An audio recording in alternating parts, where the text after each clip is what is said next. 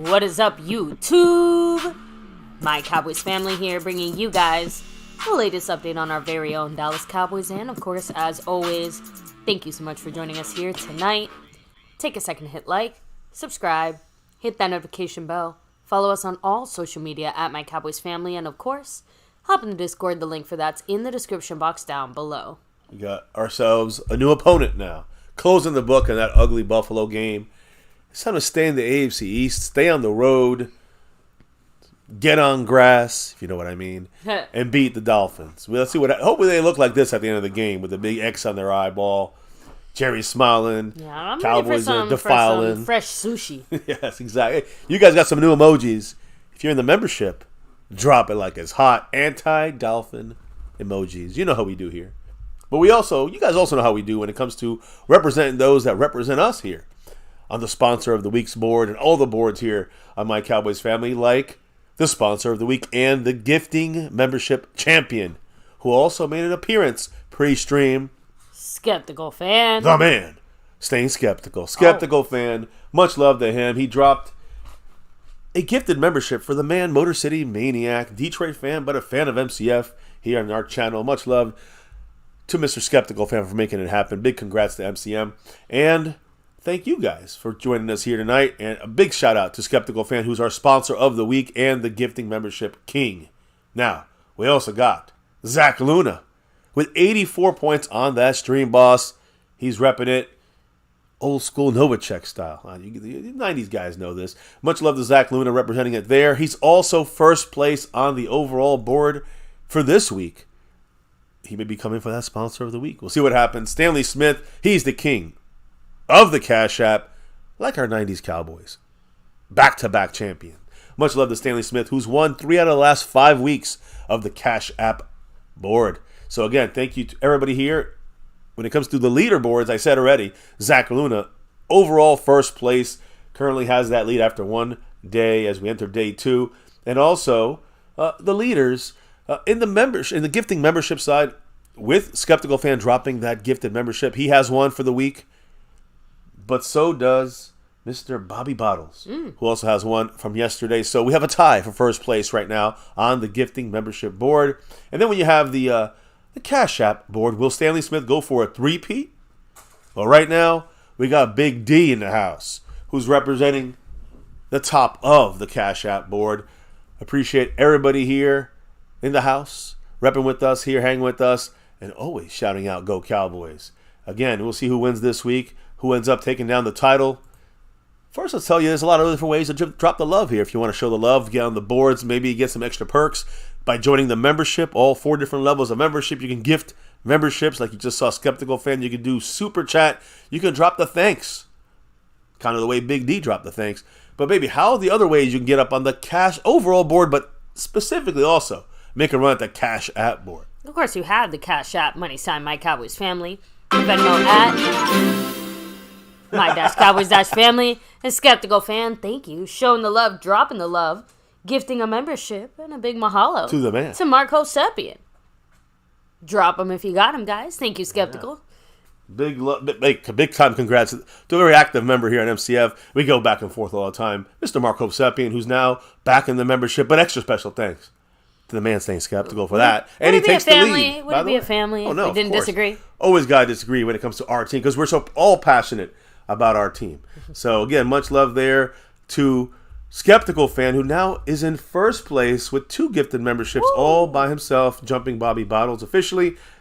And, of course, moving up the overall board. Oh, yeah, go ahead, baby. I'm sorry. I know you mentioned. I don't think you mentioned all the ways. The Cash App. We have the Cash App, the Venmo. You got the PayPal link, of course. The Streamlabs link lets your comment show up on screen, just like a super chat. And and is that right? Yeah, I think that's it for that. Yeah. But as you know, baby, you gave the shout outs there. I know we have like an extra late night, and realistically speaking, there's only a handful of things to talk about today. It's a quickie. It's a quickie tonight. That's why we started a little later. We had a lot of things going on as we do here, getting closer to the end of the year and holidays in the middle of that.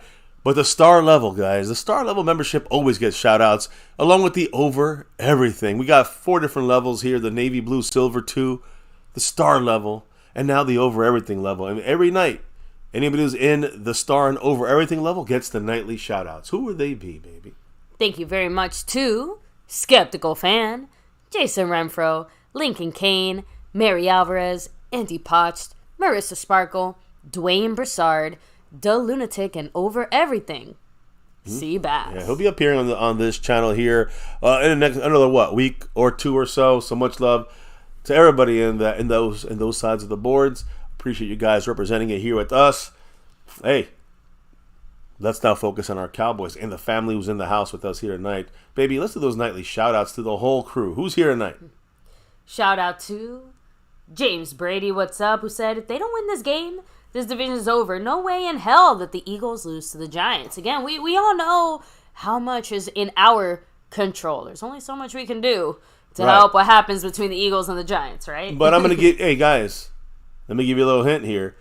Tonight, I'm going to give you again, it's going to be more concise and more right to the point about what will happen.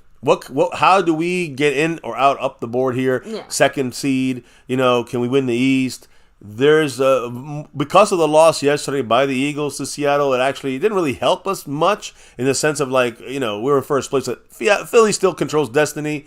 We're going to break down who to kind of root for in the background when you're watching your games, outside of the Cowboy games. We're going to show you who you root for. We're going to tell you the different possibilities, and it's not as bad as you may think. Although we still need the Eagles to at least lose one game. But we can lose a game, and they can lose a game, and we can still have the destiny in control, as I discussed last night. So we'll go over that real quick today. It's definitely important to see those playoff scenarios and possibilities. We're not going to spend the whole stream on that. It'll be quick. I'll take some questions. You'll get some answers, and we'll discuss it here in MCF, among other things. Who else is in the house? We got a Skeptical Fan saying Miami will run the ball on the Cowboys. You know it. And by the way, yeah. And they don't run. And they don't run too much. But they'll run against us, trust me. Yeah, anyone who has eyeballs in their head is probably going to try to run on us. Just throwing that out there. Of course, Seabass repping that Over Everything gang. Rolando Rodriguez all the way from South Texas. And yes, the one thing we do want to make clear, there is still a chance for us to win the East. That is still a possibility on the board, even if it's a little bit harder, obviously. It actually became easier after, if we had won, it would have been much easier. Yeah. But because the Eagles lost, it became, it's the same as it was. Actually, it's better. Because that loss of the Eagles was more detrimental. It's more significant than our loss to the Bills. Yeah, I mean, it makes a bigger difference to help us if we had lost and the Eagles won this past weekend, which would happen, than for the Eagles to have both teams lose, right? If we had both teams lose, it gives us the advantage. If both teams lose this weekend, we control our own destiny. I'm just saying, I don't want to lose, but giving you the full facts here in MCF. Thomas Garrett, the superior Garrett, yes, I would love to win the remaining 3 games. Yeah. That'll give us the best chance to do what we want to do, right? Exactly. Again, that's what we mean by control your own destiny. Yeah. And most of these scenarios puts us in the second seed. It'd be a miracle to catch the Niners in the first seed. Lost in translation. Much love. Thanks for being here. Matt Persico in the house. Yeah. By the way, Lost in translation said it's Dolphin Week. It's Sushi Week. Yeah, it's time to cook up some dolphin meat. Yeah, we got to eat some discounted sushi from the gas station. Drop those emojis and I'm sorry, get the gas station dolphin. Eric Wallace, what's up? Let me see. We got Jason Renfro in the house. Big D. Saying first a thumbs up. Thanks for joining us here. Yeah. Freedom first. Oh, man. Not first today. You know who was? Snug X. Ooh, Snug. You know why he's here. Thank you, Snug. Yeah. The man, Snug. And as more people trickle in, I'll make sure to continue giving more shout-outs. But, baby, let me go ahead, kind of hand things off over to you and get the show on the road. We're going to get rolling here. It'll be a quickie tonight. I do want to actually also shout out Wire Light Soft Games, who dropped 5 through the Zelle. Another little path there on the After Dark sessions. So much love to Wire, who's dropped the love through there as well. Now, let's get it rolling. No.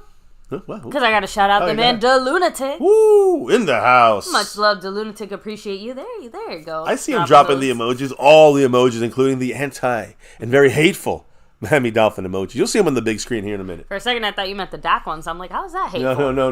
That's only to the haters. That's a lot of love. Yeah. Anyway, let's kind of keep it rolling because I know there's actually a little bit of, again, Cowboy adjacent NFL news as always. Yeah. As always. And, of course, it all affects the Cowboys if it's the Eagles in that news. But anyways, listen, yesterday's game with the Eagles and Seattle, just want to say a couple things. Seattle Seahawks safety, and great player Jamal Adams, was not in the stadium last night after learning he would be a healthy scratch.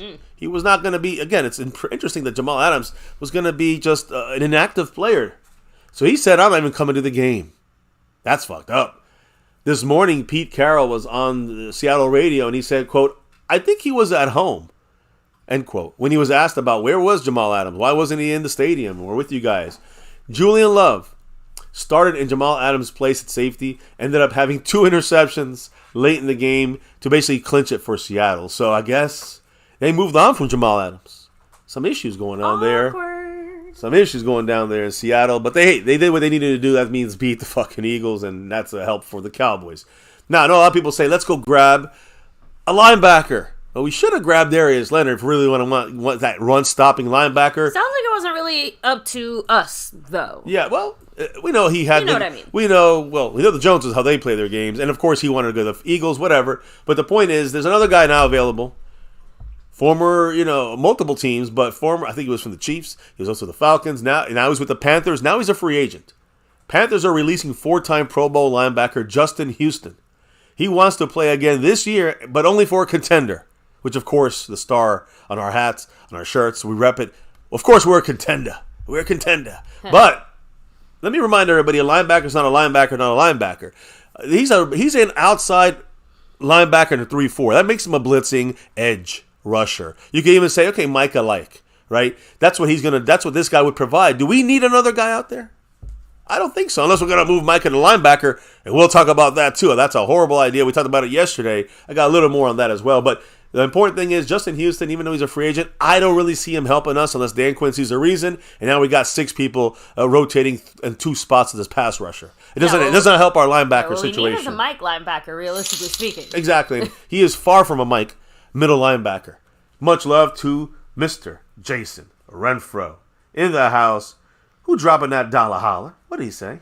He said, "Go Cowboys." Go Cowboys. And by the way, I don't know if he's interested in this, Mr. I know he has a 20-week record streak in the Cash App, but I do want to remind Jason Renfro specifically, he is currently in second place on the Cash App side, and I think he's only backed by like 5 on it. Basically, 5 on it gives him the lead in the Cash App. Just throwing it out there for Mr. Jason Renfro as he's trying to move up slowly on the other side of the board here. I think he's up in 3rd place on the overall. So much love to Jason Renfro, and yes, always go Cowboys. Now, I'm sorry. Jalen Hurts also, after the game yesterday, it was interesting. He made some interesting comments after the loss to Seattle. Now, just keep this in mind. Jalen Hurts has thrown only 1 touchdown in his last 12 quarters. That's the last 3 games. Only 1 touchdown thrown. And he also, in the last 3 games, has 2 interceptions thrown. One of those interceptions was yesterday with the game on the line. It was picked off there by Julian Love by the Seahawks to end the game. His only touchdown pass was not against the Seahawks, and not against the Cowboys. It was actually the first game of their 3-game losing streak. It was against the Niners. But you know what the score was when they got a touchdown? 35-13. Yeah, that's like late in the 4th quarter. The Cowboys, CeeDee Lamb scored a touchdown, guys. Come on. Yeah, exactly. he ran it in there. CeeDee Lamb, right? In there.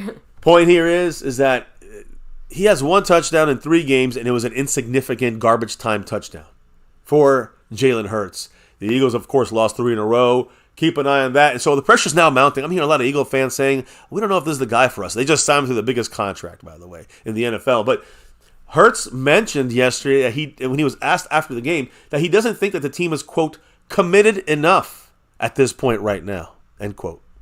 Now Can you imagine having your quarterback say that publicly out loud? And in week fucking 16. Week 16. That's major. Again, maybe he pushes his teammates to have more commitment. But that's the type of shit you keep in house, though. Let's be real. It sounds like the Eagles are snapping here a little bit. Yeah. I mean, clearly, I'm just saying, you don't have your quarterback saying things like that and have things not going left for you. And I don't know. I think that you can express frustration with the way that you're playing or your team is playing or the way that things are going without basically saying, these motherfuckers over here need to get serious about their jobs. What? Yeah. How do you expect the locker room to be behind you after comments like that? I think Nick Sirianni, himself, the way he always kind of does his thing. Now, Pioneer said that's a shot at ownership. Well, I mean, not necessarily the team. Well, I'll explain more. There's more context to that. But I'm a teammate. I'd be thinking something else. But okay. Nick's, to me, a lot of this comes to, it's not that he's taking a shot at anybody else, but maybe the team, the organization, the coaching, the players. But I think the point here, my take on my thoughts on this is Nick Sirianni. Think about it. Since he's been in Philly, 3 years? Yeah. His first year, he's wearing that fuck Dallas shirt, whatever he was wearing. I forgot he was wearing something with the Cowboys, making fun, trying to start up a rivalry. And he's always kind of been like, even when he wins games, not against the Cowboys, but other teams, he just seems to me a little fake rah-rah shit. That's just me. Maybe I'm wrong. But I think some of that also is starting to spill over. When things aren't going right and your coach doesn't really have it, he doesn't really have your team's kind of, I don't know, genuine, emotions and kind of, I don't know, it's something missing for me, with Sirianni. And so the tears he sheds. But the point here is, Jalen Hurts, when he was said that they're not committed enough, and he was asked, what does that mean? Like, who is he talking about? Please clarify. And he said, quote, commitment? Well, I don't have a dictionary on me right now. End quote. Definitely an answer that is definitely eye-popping. Right? I'll let you guys in the chat decide, but I'm just saying, if I was his teammate, I agree, Seabass. Those are fighting words. Those are meet me outside my locker, Jalen. Yeah, words. And the fact that he didn't clarify, I mean, obviously it could be he didn't want to talk about teammates. He doubled down on the worst part of it. Yeah, it's not about the teammates. Okay, maybe it's teammates, maybe it's not. Maybe it's coaches, maybe it's not. Maybe it's front office, maybe it's not. Howie Roseman brought in a shitload of good players. I don't know what he's talking about, that the front office is not committed. I don't think it's the front office. I think, if anything, they've done as good as a job they can to get players with abilities that, are expected from them in the house. It's about the coaching, to me. To me, it's about more the commitment's not there with the coaching and some of the players from Jalen Hurts' perspective. I mean, say what you want about our team. Commitment has never been the thing I question. That's one thing that how seriously these guys are taking it has not been the thing I've questioned. If there's been my problem would be, let's say, physicality. The Cowboys get fucked up any physical team they play out there, but we know it. They talk about it. We admit it. I know, and that's what I'm saying. That's not a commitment issue. Exactly. That's like you said, that's a scheme issue. That's a skill issue. Yeah, that's a player attitude issue, but it's not being called out individually or even as a whole. It's just like we gotta get tougher as a whole. McCarthy, you guys are cracking me up. What are they saying? And it's so funny, Skeptical Fan, because I was just thinking, I'm like, the way you're describing Sirianni, I'm like, he sounds like a slightly tougher version of our rah-rah Jason Garrett. He's a better Jason Garrett. He got him to the Super Bowl. But it's not all him. It's Howie Roseman helping. And the players doing a good job. They get the guys in there for him. But they're not doing the coaching. I don't see the when you coach someone up, that's the skill. It's not just sitting there saying, yeah, you go here, you go there. It's coaching and developing guys. I see Dan Quinn doing it. I see McCarthy kind of doing that in some senses here. And to give Jalen Hurts credit, we have seen him during the offseason and during the regular season, at least on an individual level, put in the work. So at least from Jalen Hurts himself, I wouldn't say it's necessarily a commitment issue or an effort issue. Like, just being real. DeLunatic is saying he doesn't have a dictionary or a touchdown with him right now. Not the last 3 weeks. He forgot that at home. See, I said Jalen don't have a Webster, so he can't clarify. It's great because do you really need a definition for the word commitment? Can we get you a thesaurus? Would that be more helpful there? I'm just telling you. Yeah, listen, right now, it's going to go one of two ways with the Eagles. That's why some of you guys are saying, well, they got to lose, though. Guys, this team is cracking. Their feathers are falling off right now with anxiety. But I'm just saying, I think that we don't know. Look, this will do two things. One of two things. It'll either they're going to lose another game if this is really going to stick, or they will rebound and then play hard and then show out the last 3 weeks. I think that's the way it's going to go. They're going to lose one or two of the next 3 games, is my opinion. If this shit is really hitting hard like this, if they rebound against it, they're still rebounding against 3 shitty teams. Yeah. The Giants twice and the Cardinals, but at least they get confidence back. That's what they need to do with these last 3 games. Hopefully, they trip up 1 or 2 of these games. All they have to, realistically speaking, all they have to do is win and have Hurts, score a few touchdowns for them. And guess what? All's right with the world again. Yeah. But Pioneer saying, Philly 500 insists that Sirianni calls his plays based 100% on stats and that he's a yes boy to ownership. Yeah, so you're seeing, again, Jeff Lurie, Roseman, they're running the show up there. They bring in the guys. They're bringing in the guys for him, and he's just saying, yes, sir, yes, sir, yes, sir. A shame spiral. And it seems it seems like Sirianni, though, is kind of like, he's like full analytics. Never go full analytics. Right? Drums and Cowboys said, many said Hurts was, head and shoulders better than Dak, but he's regressed big time. the brunt of the criticism is still falling on Dak. Like I said, ain't that something? The way that the Eagles were winning earlier in the season was a bit of a Band-Aid to some of the issues and problems they were having, which, guess what? Similar to us, the Crows have come home to roost, right? Because the same reason we just lost this game against the Bills, it's not like we just woke up one day and saw our Cowboys look like that. They've kind of had those tendencies since week one. Same for the Eagles, except now Hurts isn't throwing touchdowns to make up for all the picks, right? The team is not able to stop the other team's offense the way that the defense was able to kind of make up for it a little bit and allow their offense to score. So that running game was really good. That run stop on defense. What happened there? The last 3 weeks, everyone was running all over them. So Thomas Garrett's saying it here. That's why it's so imperative that we try to win out and do win out, hopefully, these next 3 weeks, because that does hopefully maybe put us in the driver's seat. Back to you, baby. Yeah, well, and moving past some of this Eagle brouhaha. Yeah, and it's kind of funny because we're going to move right from the Eagles. Listen, guys, let's be real about it. The Eagles are going to be in our live streams here pretty much the rest of the season, the rest of the regular season, because, well, we're fighting with them. It's us and them, and then you got, the Lions in the background. They could come up there, get lucky, and the Niners in front. That's what it's about. The rest of that's all that matters now, and our opponent in front of us. So, yeah, the Eagles going to be heavily involved in some of our discussions because they're a major team in the mix here that we need to see them at least fail at least once. And even if it's to the right team, I mean, we can even drop one. And so, look, here's the thing. I'm not saying we want to. I'm just saying the pressure is not like we got to go 3-0. It's kind of funny. Although we want to, obviously. The pressure feels, you'll see what I mean. It's not, the pressure's on the Eagles, guys. Just plain and simple, at least right at this moment. Now, a guy who was watching that game yesterday, we got to stick with the Eagles-Seattle game because there was a guy watching that game, not just you guys or us on our side here, the family, but it's also the owner of the Cowboys, Papa Jones. Jerry Jones. Yes. He spoke on 105 through the fan. Jones sounds like Papa John's. He did, and he sported Papa John's for a little bit. 105 through the fan today, guys, this morning. Jerry Jones spoke about this win against the Seahawks the win by the Seahawks against the Eagles, and he was up all night with this, baby. What did he say?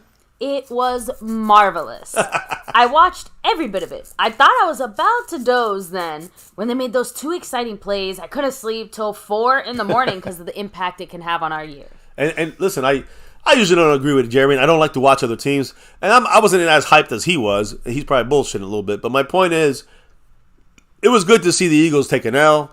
It would have been more exciting if we had won against the Buffalo Bills, and then they took an L, the Eagles. But, I mean, that would have really solidified things for us, set us up in a nice way. But I understand what Jerry's saying.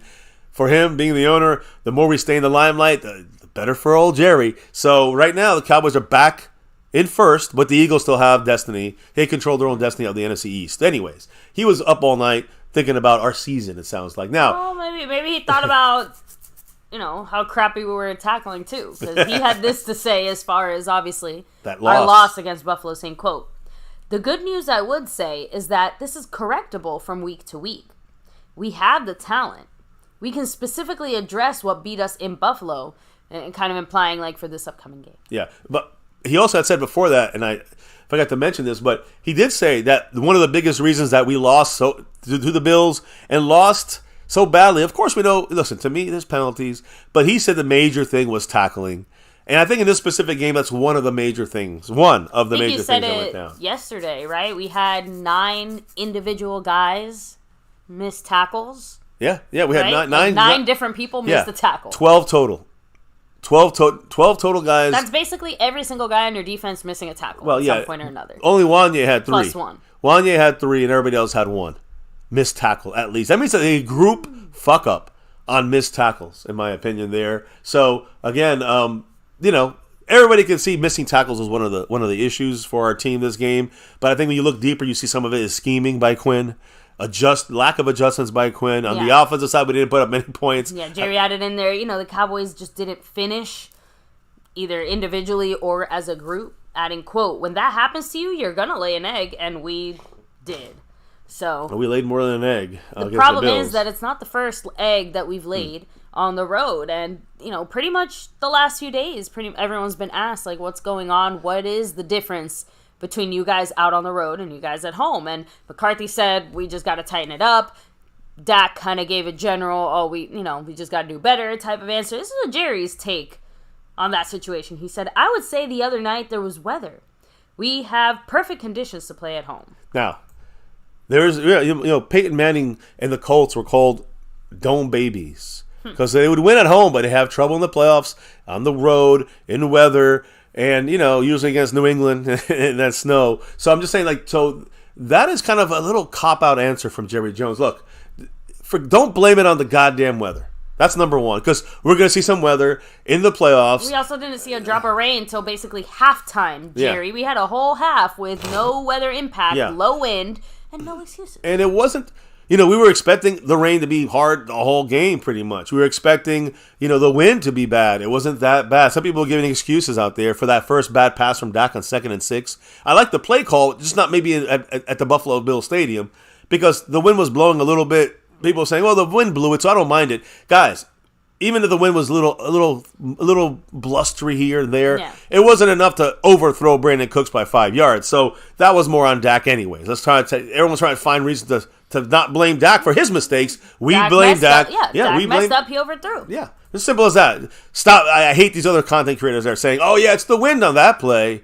Shut up, all right? I mean, shut up. It's Dak has to just, either the play has to be a little different or Dak has to throw just a little bit less hard on that play. Anyways.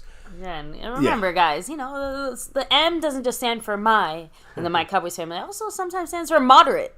Because don't forget, there's usually some kind of happy middle, or not so happy middle in this case, right? Dak wasn't playing like an MVP. That doesn't mean throw the whole quarterback away. He messed up. It happens. Yeah, but look, that's just one play. I'm just saying the wind, it barely affected the game. The wind, the rain, it didn't affect it that much. Nobody dropped the ball because it was slippery. It wasn't the way it was expected. Maybe Jerry forgot what the weather was like. I think he remembered. He thought that's what it was supposed to be, and he just looked at for that as an excuse. I'm gonna tell you reasons that we gotta give the reasons why we lost that game. What we need to do better going forward. But Skeptical dropping that $2 J. Lou holler. What did the man say? Ooh, thank you, Skeptical fan, asking. What's the update on Hankins' injury? Well, no update right now. We don't know. It's going to be tomorrow. Jerry Jones spoke about some things about Zach Martin's injury. Yeah, I was going to say the only injury we really have any updates on is Zach Martin because, well, he gave an update after the game. McCarthy also updated us on what Zach Martin told him. Pretty much saying it's just a thigh bruise. I should be good to go. And we know, like you said, Jerry also mentioned... Well, Zach Martin, but we'll get to that in a second. Yeah, I just want to make sure, number one, I get Skeptical back into 7th place there on the overall board with that $2 holler. Much love to him. He jumped Smokey. And I also want to say that, give you so Jerry Jones, missed tackling, definitely a reason. Weather, not a reason. So I'm sorry, Jerry, you're bullshitting us. How about this? How about the defense plays better and stop missing tackles? We missed 12 tackles against Buffalo, allowing entry into the second, and sometimes you saw Donovan Wilson and our safeties making tackles or missing tackles sometimes. That's the second and third level. That just is unacceptable, guys. That was an abnormally high amount of missed tackles for the Cowboys team. Not the normal. And again, James Cook cooked us up on Sunday. But stop missing tackles. That's the reason. All right, Jerry Jones got that one. You know what else we got to do? If we stop missing tackles, play a little bit better defense, then our offense has to score points and try it as early as possible to play the game with a lead. That's a key. I think you guys mentioned it too. But I think one of the biggest things that we have to stop doing, missing tackles, scoring on offense, playing with the lead, we got to stop the dumb fucking penalties. I mean, there's no call out on that. It seems like, guys. Not even a penalty here and there that happens. The boneheaded, dumb fucking discipline penalties that extends drives when you had to stop. We stopped the Bills on 3rd and goal. DeMarcus Lawrence does a dumb push on Josh Allen, and then they score a couple plays later. That's an example. Of course, the other example of what was that? The special teams bonehead discipline play by Sam Williams. Yeah. We stopped them. They were punting back to us. And we ran into the kicker, punter. So now we got ourselves another drive that got extended, and guess what happened? 14-0 now after those two mistakes. And then you got the other, I say a mistake when it comes to not just penalties, but bad coaching decision by Mike McCarthy. That we had that fumble from Stephon Diggs. But of course the bad penalty, which was a bad call penalty, but it was still, you can't let the refs dictate, was Jaron Kearse helmet to unsportsmanlike. It was just a bad play. It was incomplete. They were going to kick or punt. We gave them another chance, extended the drive, and they scored again. And at that point, it was 21-3 before halftime. So, again, stop giving away drives and plays and dumb penalties. That was truly, to me, the tale of the loss. The game changes. It might not be 31-10. They might still win. But it changes some, guys. Those personal foul penalties, those 3 of them, led to 18 of the first 21 points scored by the Buffalo Bills. And that was obviously, to me, the reason why, the main reason. So it wasn't the weather, Jerry Jones. It was missed tackles. You got that. We got to score. We got to do better on offense and play with the lead, and we got to stop the dumb fucking penalties. The offense would have had a chance to roll on offense a little bit more. I think we had more motion. We talked about it yesterday, but we didn't even get a chance to get the ball back because the dumb plays, dumb penalties, usually by the defense or special teams, really fucking hurt us and continued their drives. So that massive lead, so a team like the Bills, who are not, they're definitely above average. They're good. Again, they were allowed to exploit the struggles we have on defense by running all over us. Those 3 penalties created a runaway blowout game. So Jerry Jones, it had nothing to do with the weather. I wanted to correct him there. Now, I know he also spoke about Mazi Smith. Yeah. Kind of giving a little update on his a little bit to say on our man Mazi, saying we all want more. But Mazi has shown us everything, as far as he said, like implying that the things that made us draft him is what he's shown us, right? Yeah. Adding in their quote. Mazi got some good snaps the other night. Like I said, guys, he did have 8 snaps. On those 8 snaps, he had 1 pressure, 1 sack that was really created by Micah Parsons. So he did all right, but he had 8 pass rushing snaps. He was way below the when it comes to the analytics, he was way below average. He was at the bottom of run stop. So that is the bigger. I don't need him sacking and pressuring as much. He seems like he has got in his arsenal for the future, but we need him to be able to take on double teams and stop the run. He did not do well at that. He was no Jonathan Hankins. And that's why when when Skeptical ask about Jonathan Hankins, I can't wait to see what the report is on him tomorrow. When the injury practice report comes out, McCarthy will speak tomorrow and we'll get a lot more on Jonathan Hankins and that update. I do have to admit, though, Mazi looks exactly the same as he did in week 1 when it comes to stopping the run. Yes. Stopping the run, I agree. Stopping the run specifically. Yeah. Everything else, I've seen improvement. He's improved, but of course, stopping the run, he's still getting that first year issue. It's the hardest thing to do when you're a defensive interior tackle. You need a year or a year and a half before you start showing your true self. So we just got to be patient with Mazi. I'm not hating him for that. It's just too bad he's starting so slow. It's too bad we used a first-round pick on a guy that needs an extra year, which we kind of assumed, but we figured he'd be a little bit up on top of things by this point. Not great, but at least not so bad at the run stop. So we got to see better there or we're fucked. That's a wasted pick. But again, this is like Tolbert. I'm not going to jump the gun here. We're cool. We know what Mazi can and cannot do right now. So the Cowboys got to adjust to that. Yep. Now, injuries, Hankins, he's the main reason we got run on. Of course, dumb penalties allowed them to continue to do that. But what's the update on our other injury? Major injury in the trenches on the other side on offense with Zach Martin. What's his status? Jerry said, quote, "I know what a quad bruise is. We'll see how he gets his strength there. A bruise does 2 things there. Not only are they painful to work with, but they can also take strength out of that area too. So you've got to get that back." Hey, listen, we get it. That's kind of what Zach Martin said. He goes, it wasn't firing. Like basically, he couldn't really push off as much as well as he usually would. He knew it would hurt the team. TJ Bass would be better than him at that moment, even with a huge quad bruise. A fully healthy and okay TJ Bass is better than a weakened Zach Martin who wouldn't be able to get that same push off of power that he needs to. Like if he had a little bump and bruise somewhere else, it's one thing. But it's another thing to be when you have to push off and dig and grind with your legs. He needs full power there, and it would have hurt the Cowboys more than help, and he might have hurt himself worse. So it's for the best that he took the rest of that game off. I would say expect him to have a Tyron Smith-esque week. He's not going to practice. He's going to be allowed to chill, rest, relax, rejuvenate, so that he can be ready to go Sunday. He was actually, yesterday when McCarthy spoke, he was literally getting rehabbed during the press conference there. The Monday press conference. No, he's getting the rehab treatment, and he's going to have it the whole week. Now, final thing that Jerry Jones spoke on. No Mike McCarthy today as far as speaking. He always takes Tuesdays off. But he did speak about Mike McCarthy. Yeah, it's Taco Tuesday. Yeah. Mike's not going to be on campus there when it's Taco Tuesday. But what did Jerry Jones say when he was asked today, again on 105 Through the Fan, on the outlook for a Mike McCarthy contract extension this offseason? We heard the rumblings already a few days ago. What did Jerry say about old Mike? Well, he's coached 3 playoff teams in a row. I think he's done an outstanding job. I think the fact that he's your offensive coordinator as well as your head coach puts him in higher stead than when he was just a walk-around coach. All of those things are positive.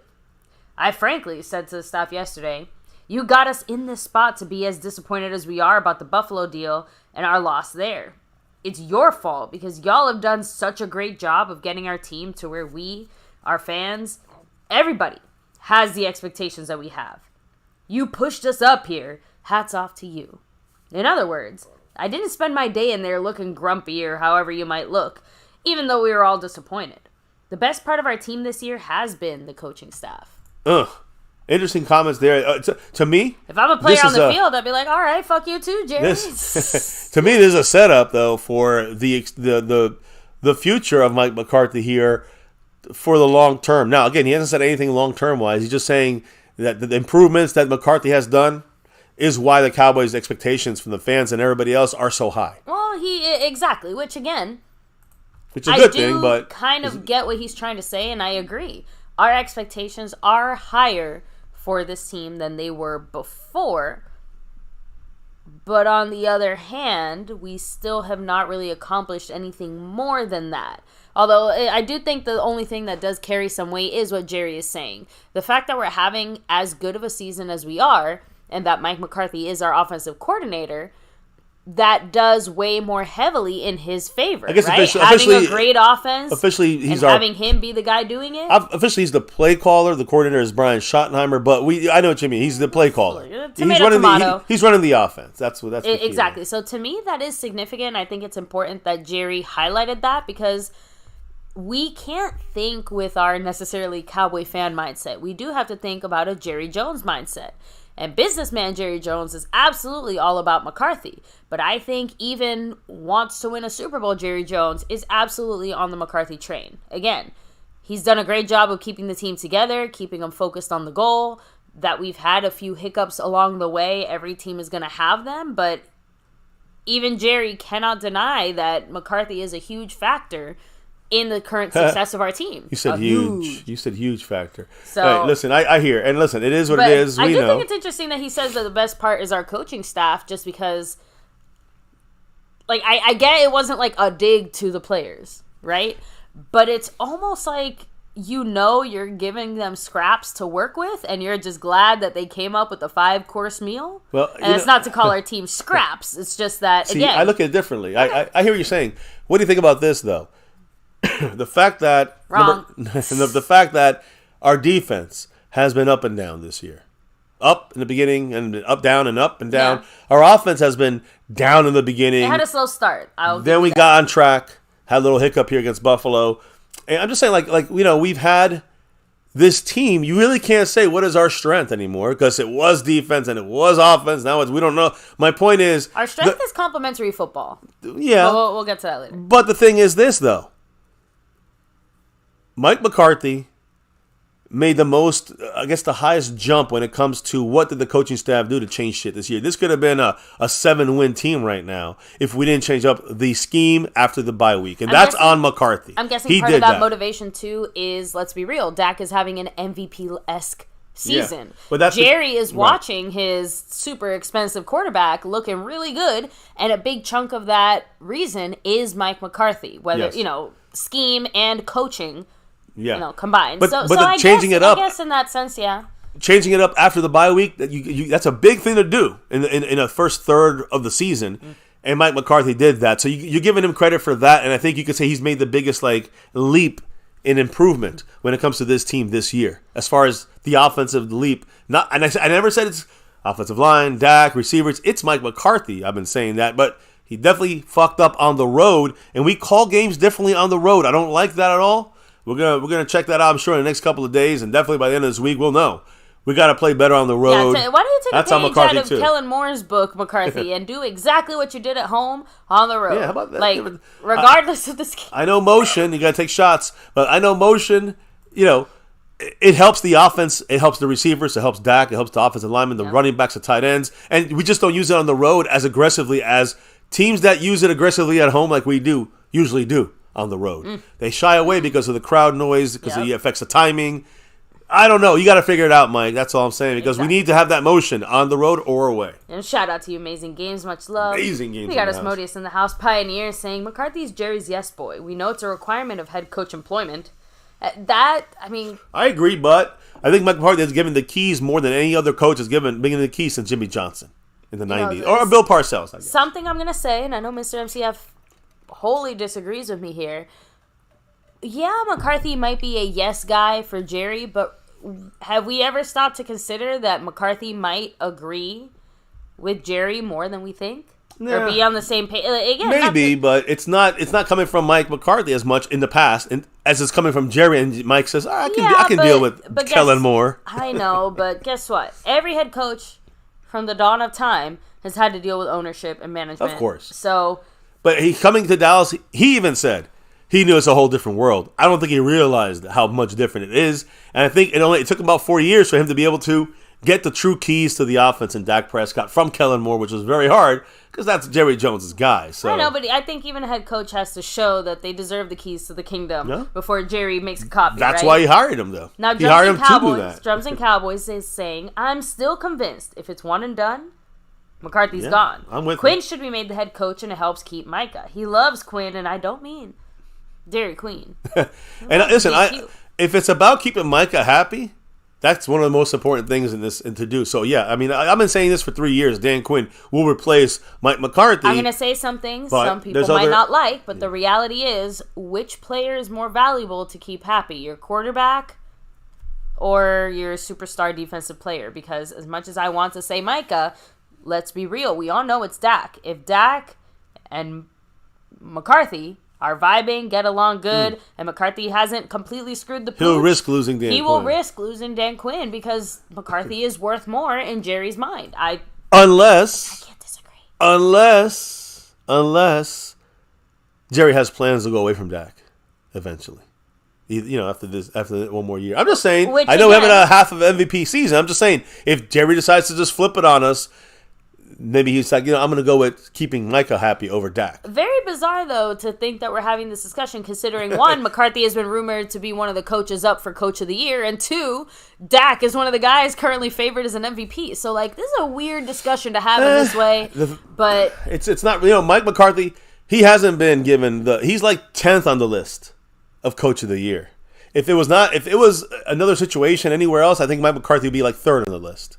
So I think he's getting a little disrespected on that side. But listen, I can't come to his defense when he fucking shows up and quits motion after the first drive that we actually drove down the field against Buffalo. Then I gotta know what the fuck is going on. And what that gives me the little asterisk, pushes him down the list of Coach of the damn year. Yeah, and I kind of have to agree a little bit here with Mr. Seabass. I'm not sure how I would feel about Dan Quinn being our head coach. Yes, I do think he'd do a great job on the defense overall. I think he'd do a good job of keeping the team together and Micah motivated, happy. that brotherhood. Yeah.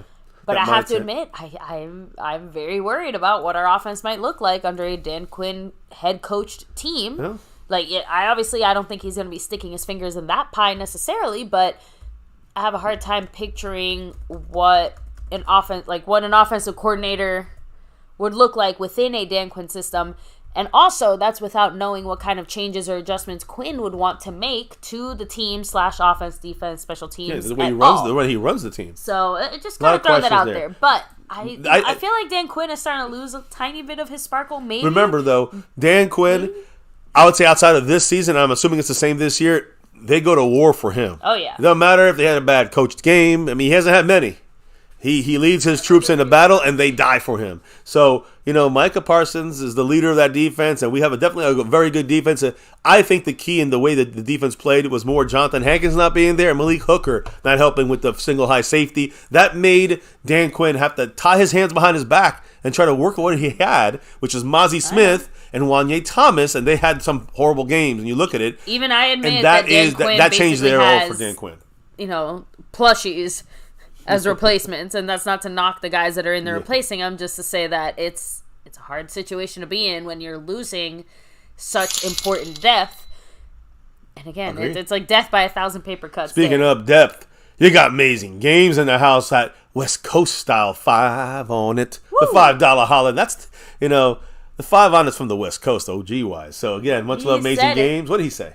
Cali love. California. Some cowboy Cali love. Thank you, amazing games. I appreciate you. Much love. On that board now, tied for 9th place, and you got Zach Luna with 76 points on that Extreme Boss. Now, let's get I guess if there's anything else you can throw it in there, maybe. I will say one final nice long thing. Discussion on just this, because, obviously, let's say Dan Quinn's not the option. If we do decide to, for whatever reason, move on from Mike McCarthy, who is a supposed real coach? Like, who is someone that we could bring in? Because that's one of the reasons why I think McCarthy will be staying in the building. It's not, like, outside of McCarthy or Quinn, who the heck else is going to go in there and do even halfway of an effective job in the same caliber? I'll give you a name, and his name is Bill Belichick.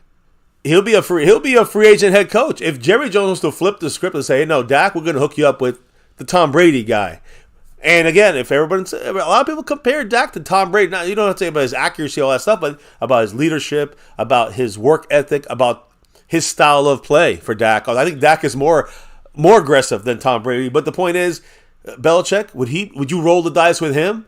He'll be available, supposedly, that's the word, after this year, and the Patriots are going to let him go, fire him, and his contract is up. And so if the Cowboys lose Quinn and they go away from Mike, I'm just saying Bill's in the house, So Jones and Cowboys saying, you can always keep Schottenheimer as the OC, maintain that consistency on offense. That's a 1 year with you, Bill Belichick or Tomlin maybe, because he might be gone too. There's a chance that there are quality coaches available heading into the 24 season. So I agree, and there's some new guys as well. But do you want to have an experiment out there with some new guy and roll the dice after Dak's already going to change another coordinator from Kellen Moore to Mike McCarthy to somebody else? That's what's going to be there. So there's a lot of questions unanswered right now. Didn't McCarthy recently say that one of the reasons for his success is the fact that he has been able to build this consistency? Yeah. I always heard this within the last 2-3 weeks. Maybe I'm hallucinating or something, but someone in the chat let me know. So again, if consistency is one of the magic ingredients here in our recipe for success, so you got to keep him. We're going to throw everybody out the window. We're going to restart. And I don't disagree with the people who are saying that Jerry was on the fence about extending Dak or moving forward with Dak. I think that was also the case with McCarthy. He needed to see what he can do some kind of something heading into the season and throughout this season that shows, hey, we do deserve to continue to stay here. I mean, like I said, even if we're somehow one and done, as much as that would suck, it's hard to see how you could not... It's hard to see how we actually move on. Yeah. Well, Bill Belichick. He gets you going back. And he give Bill Belichick a very good and talented team. That's a way of moving on with a smile on your face. Much love to the man, Big D, in the house, dropping that $10 holler. What did the man say? Who, by the way, jumped into second place all by himself. What did Big D say? Go Cowboys. No, he didn't. Go Cowboys. He said, Go Cowboys. Much love. I don't got that bass in my voice. much love, Big D in the house, dropping that 10 on it, moving on up the board. I think we spent a little longer on this topic than we planned to. Let's keep it going because we got the power rankings, and you know what we say here, right? Fuck the power rankings. Fuck the power rankings. So again, some outlets have dropped the Cowboys, some, but not as bad as maybe some people may think. Who gives a shit? Really, it's all about who wins the Super Bowl. But multiple places had him at second, dropping him to fifth. NFL.com had him at third, stayed at third. Interesting. ESPN had him at second, dropped him to third. Not that bad, right? Losing to the Bills. USA Today got us at second, dropped us to seventh. That's a big drop. Yahoo had us at 2, dropped us to 4. CBS Sports, another big drop there from 2 to 8. Damn. The Athletic went from 2 to 5, and Sports Illustrated from 4 to 5. So most other than Sports Illustrated and USA Today, everybody else dropped us 1 or 2 spots. I mean, and I don't really give a fuck because fuck the power rankings. I know that it's funny to hear us go from 2 to 8. Yeah. I feel like they definitely either overvalued us before, and now are maybe undervaluing us just because 8. Anyway, it's okay. Yeah, and then so look, It's kind of funny. but some people like the power rankings. That's all subjective. People are making their votes and their picks and their whatevers. We should just do the MCF power rankings instead. It'd be the same thing.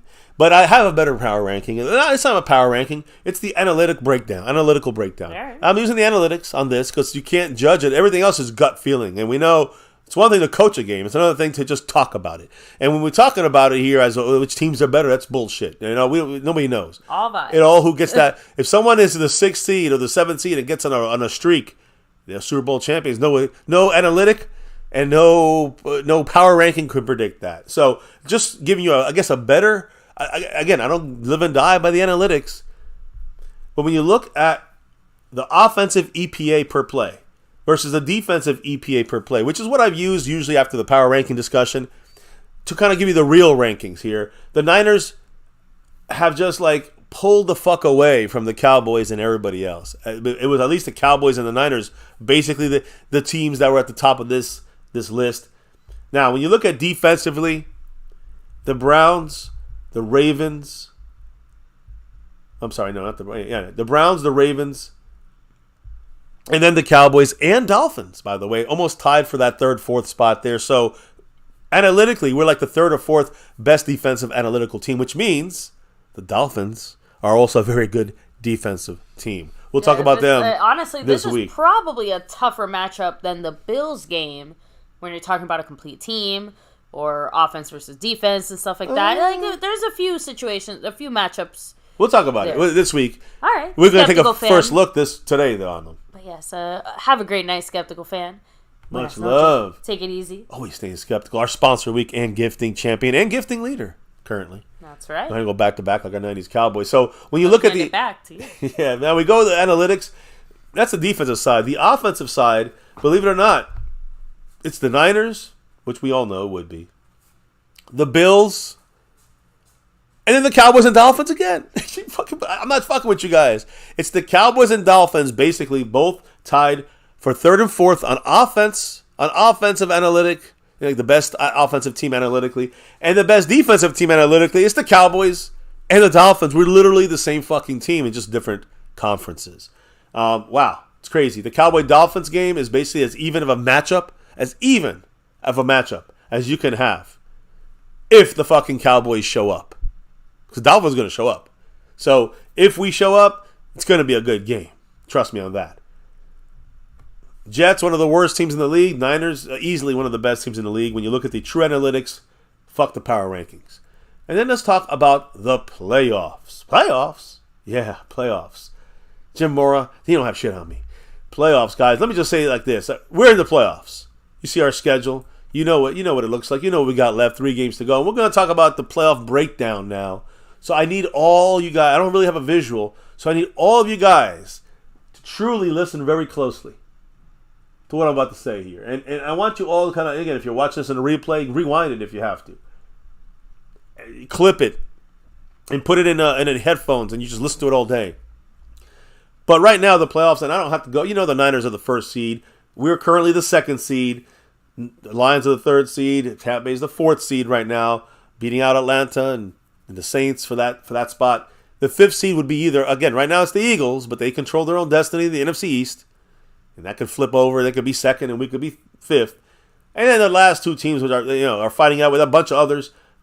Like are the Vikings at the 6th seed and the Rams at the 7th seed.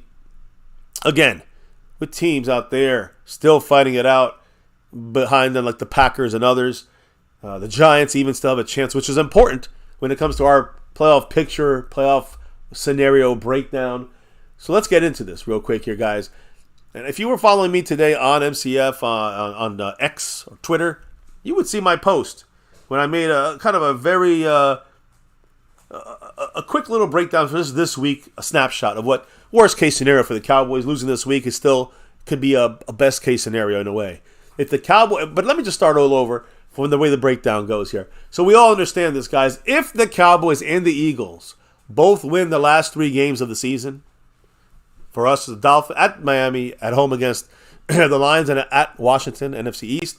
If we win our 3 games, in the Eagles, they beat the Giants at home this week. They beat the Cardinals at home next week, and then they beat the Giants on the final game of the year in New York. If those things happen, the Cowboys and the Eagles will be tied with the overall record, with the division record, and with the conference record. And the next tiebreaker would be strength of victory. And I'll explain that in a minute. But first, the man Jason Renfro in the house. What did the man say with that $2 J-Lou holler? If it's too close to call, you throw the flag. Say it louder for the coaches in the back, Jason, apparently. Let me clarify. You throw that challenge flag. And you know the worst part about this, Jason? And everyone? You know what's going to happen, right? We're going to have another another close situation. We'll throw it where this McCarthy time. says, fuck it. I'm going to go for it. And man, it is not going to go our way. We're going to lose a timeout. Yeah. And the cost of the Which game. again. It's also, and watch it be something like halfway in the first quarter or some other situation instead of almost at the end of the half. Exactly. So that's my, call it a bold prediction for the end of the season. Ugh, that could cost us the season. But yeah, I hear you, Jason. Much love. With the $2 holler, and yeah, he should have thrown that challenge flag. So you guys follow me right now. If the Cowboys and Eagles tie for the again, same record. If we both win out our last 3 games, we'll have the same overall record. Mm-hmm. We'll have the same division record, 5-1, and the same conference record. So the next tiebreaker is strength of victory, which how does that work again? Okay, it's the combined winning percentage of the teams that you have beaten. Okay, but it doesn't count. Against teams like, let's say, we played Seattle, they played Seattle. Only if we beat them, and they beat them. So it counts about what is Seattle's winning percentage. We beat Seattle, so we have to count that number. Okay. They didn't beat Seattle, they don't count that number. Okay. So that's only... Just trying to figure it out, because obviously there's a few teams that overlap that don't. It's the teams you played that you've beaten. What is their record? What is their winning percentage? Right. And then what are the Eagles teams that they've beaten? We won the same games. Who do they beat? And what's the winning percentage of those teams? And that's really the one that's the tiebreaker. It's going to come down to it. It's not going to go anything farther than that. So that's what I want to focus on. Currently, by about 5 games, the 5 wins, the Eagles are leading the Cowboys. Okay. So they would win the tiebreaker. That's why they say if you both win out, the Eagles probably win. But let me just put it this way. The strength of victory for both teams is, of course, in the next 3 weeks going to change, based on what the other teams in the NFL do. So just to make it clear, the Cowboys should be rooting for these teams to win from now on.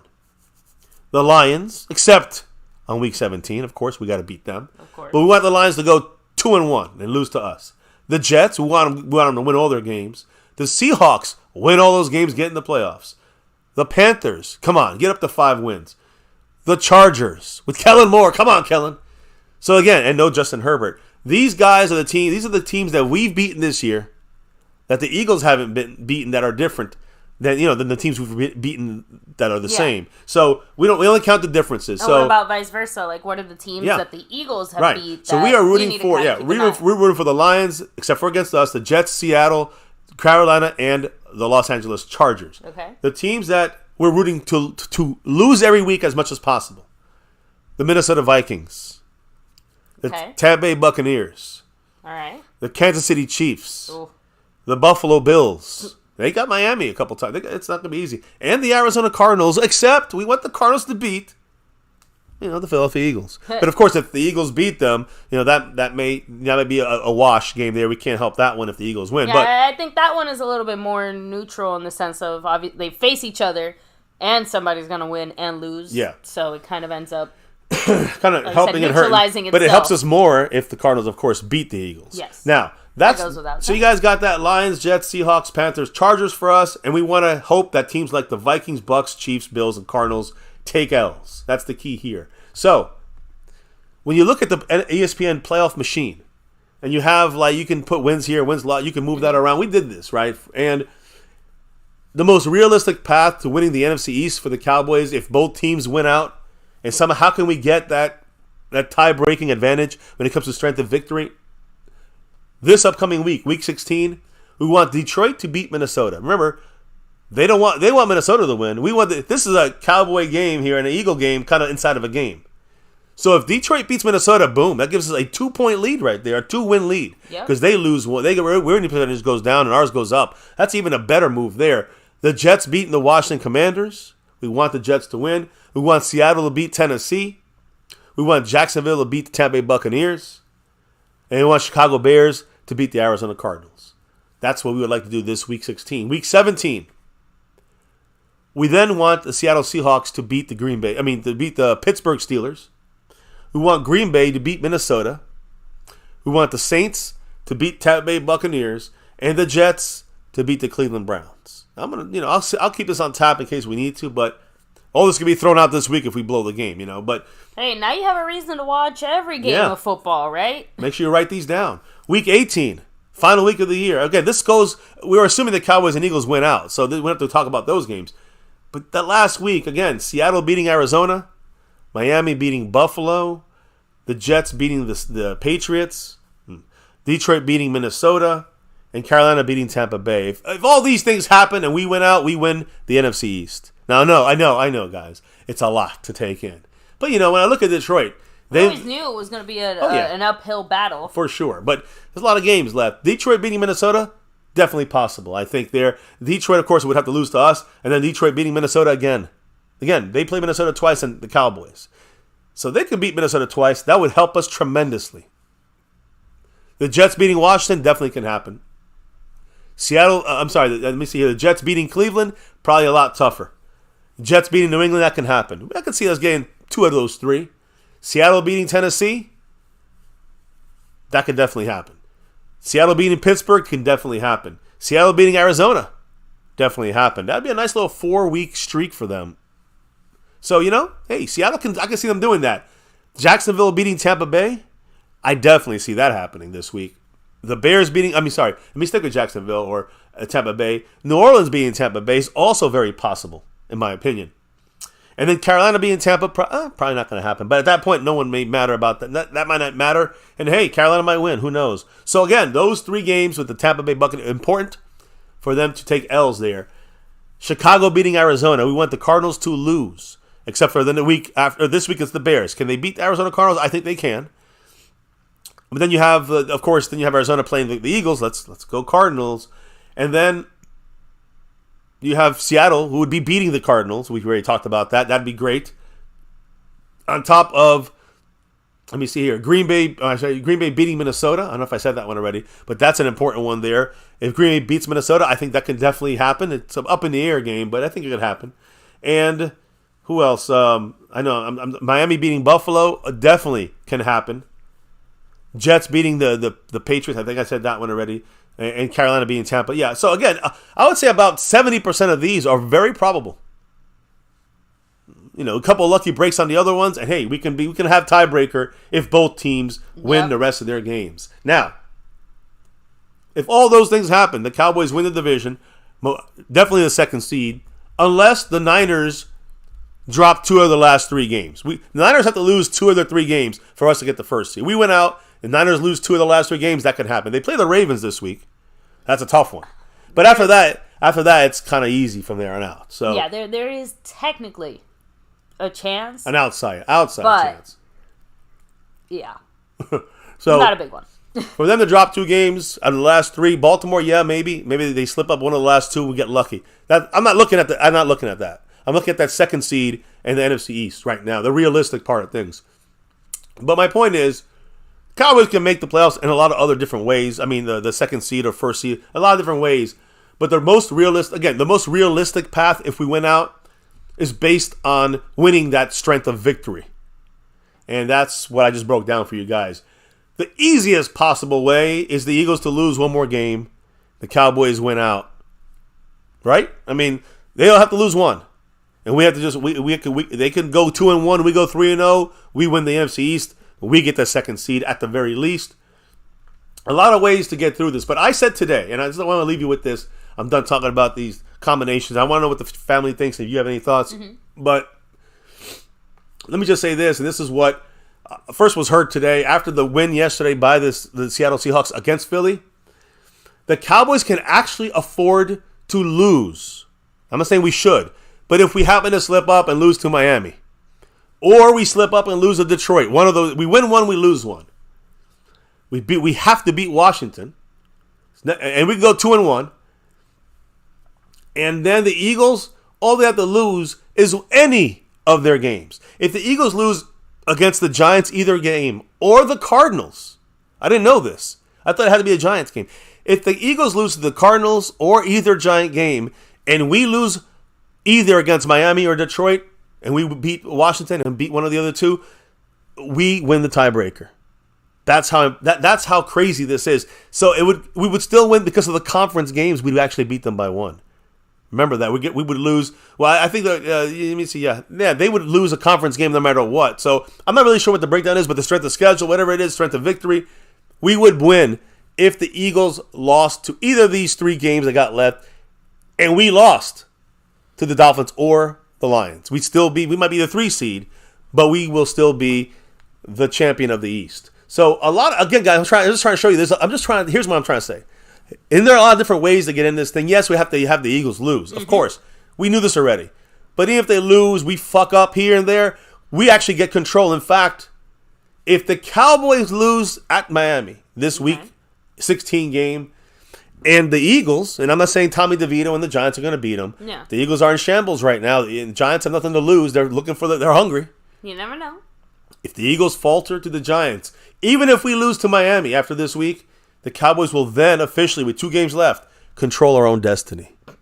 We would control our own fucking destiny. If we win our last 2 games, it doesn't matter what the Eagles do, we win the NFC East. And if we win the last 2 games, that means we beat the Detroit Lions, we probably get that 2nd seed. We do have the 2nd seed right now because we have tiebreaker over the Lions.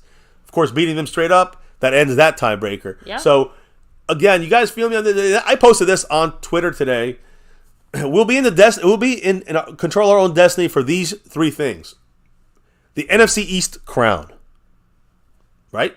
That guarantees us, if we win again, we end up winning out. We get this thing. We get the NFC East crown. We control our own destiny. We went out the last 2 games.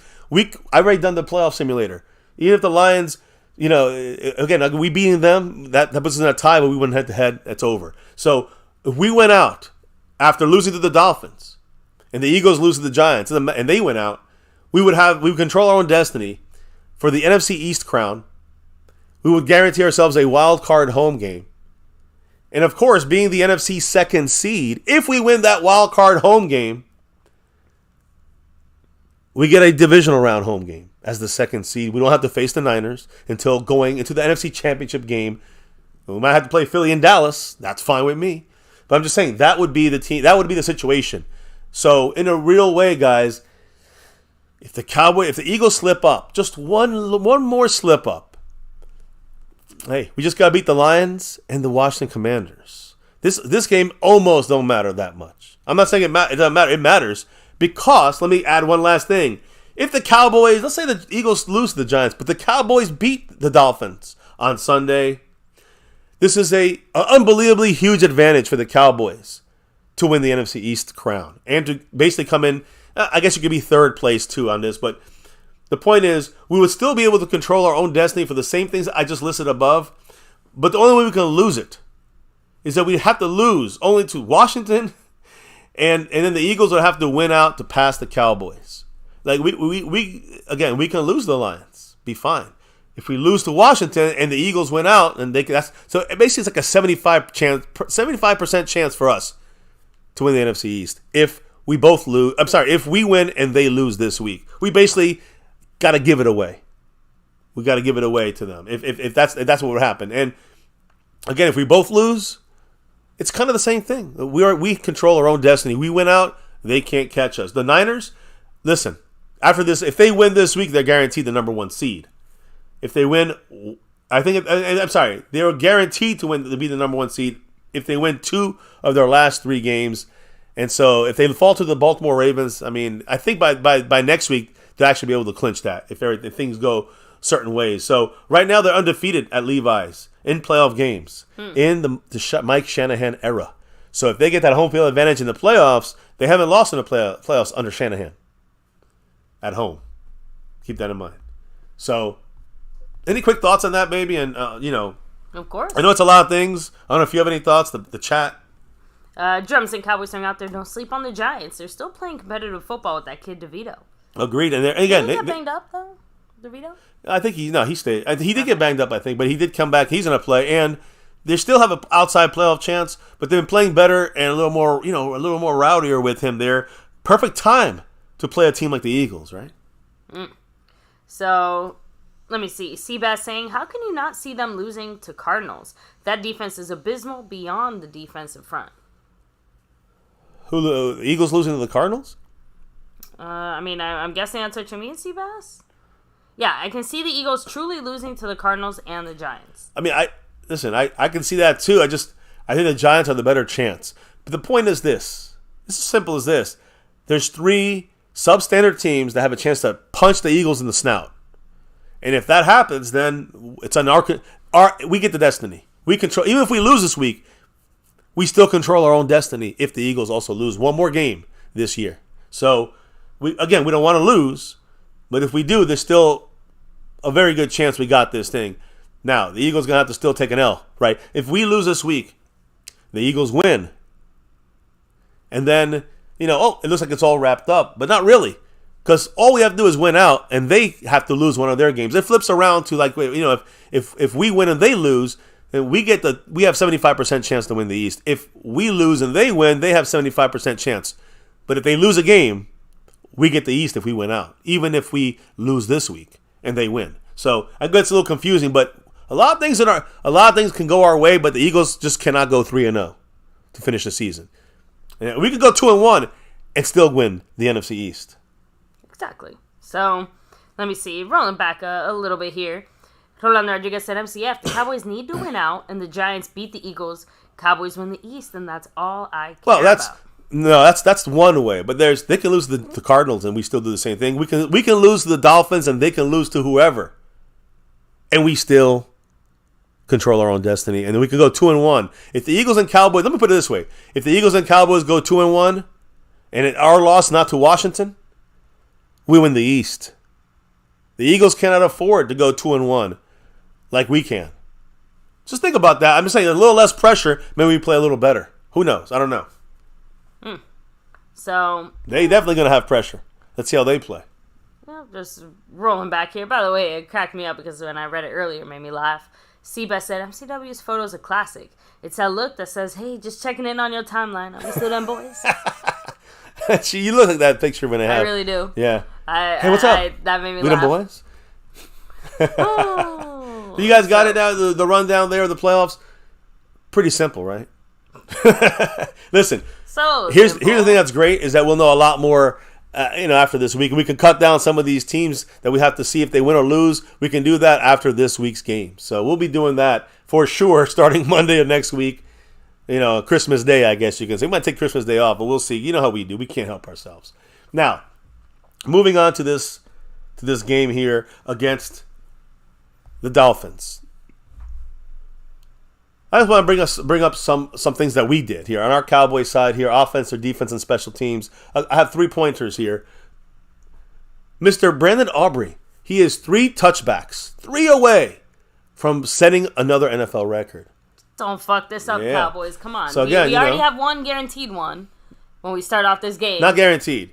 Again, remember, one of them was returned. True. At the Bills there, so we got to make sure we get them out of the end zone. At least one anticipated one then. How about that? I have no problem with just saying, you know what? He'll definitely do this by the Detroit Lions game. But listen, if we score 3 touchdowns, 4 touchdowns, he's going to get it in Miami as well. It's not going to be weather issues. It's not going to be any short kicks.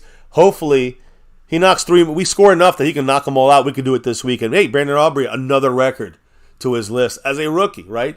So, we'll see. Rookie of the year, I don't know. Now, offensively, NFL passing touchdown leaders. Throwing the ball. Passing touchdown leaders through week 15. Brock Purdy has 29 touchdown passes now. 1 more than Dak Prescott. So he jumped Dak Prescott this week, Brock Purdy. That's why he's also kind of leading the MVP thing right now. So Brock Purdy with 29 touchdowns, Dak with 28. Yeah, not hard to do considering we had no touchdowns throwing this game. Only CeeDee Lamb ran it in, right? So Brock Purdy with 29, Dak with 28, Josh Allen with 26, tied with Jared Goff. And then you had Jordan Love, Patrick Mahomes, and our opponent this week, Tua I got to get his name right. Tagovailoa. Much love to Tua. Yes, he's got 25 passing touchdowns. So he's right there. They throw the ball a lot, Miami. We're going to talk more about that in a minute. Also, another important number, another important kind of offensive group to look at here. The receiving leaders through Week 15. Number 1 is Tyreek Hill. Dolphins. Yeah, you guys feel me here? So, 2 of their 25 touchdowns. Tyreek Hill at 1,542 yards. A.J. Brown is second with over 200 less than him. A.J. Brown second with 13-14. CeeDee Lamb right behind him, about 8 back on A.J. Brown. CeeDee Lamb has 1,306 yards right now. Again, remember, for the record, I think you guys get like 1,500, is it? Somewhere in there to get the Cowboy record over Michael Irvin. We'll see if that happens. CeeDee Lamb had a couple of 50-yard games here this last couple of weeks. And then behind CeeDee Lamb, it's a bigger drop-off. It's like a 60-yard drop-off. Keenan Allen with 1,243 yards. Just a little side note here about CeeDee Lamb. He has scored double-digit touchdowns, in a single year for the first time in his career. So CeeDee Lamb, guys, has 10 touchdowns this year, 8 in the air, 2 on the ground. First time in his career he's surpassed 10 TDs in one season. I wish him another 10. Yeah, hopefully all this year. No. And then, of course, defensively, let's switch. That was my off. I said offense. I said special teams. Let me do defense real quick before we finish up with the Dolphins. Interception leaders right now in the NFL. DaRon Bland still with 8. Geno Stone still with 6. Jesse Bates III with 5. And then a whole shitload of players with 4. My point here is it's a battle between DaRon Bland, Geno Smith, and Jesse Bates. And even those are going to be – there's only 3 games left. So Geno Stone's going to have to get 2 to 3 picks to pass Bland. And Jesse Bates would have to get 3 to 4 picks to pass Bland. So DaRon Bland looks like he may be securing that interception winner of the season. I don't know. We'll see what happens. But again, we need all these awards don't mean shit without a Super Bowl trophy. What about the sacks? Right now, sack leaders through Week 15, T.J. Watt with 16 sacks, Daniel Hunter with 15.5, and then you got Trey Hendrickson and Khalil Mack with 15 each, Josh Allen and Max Crosby with 13.5, Myles Garrett with 13, who's right there with Micah for the Defensive Player of the Year. He's got 13 sacks.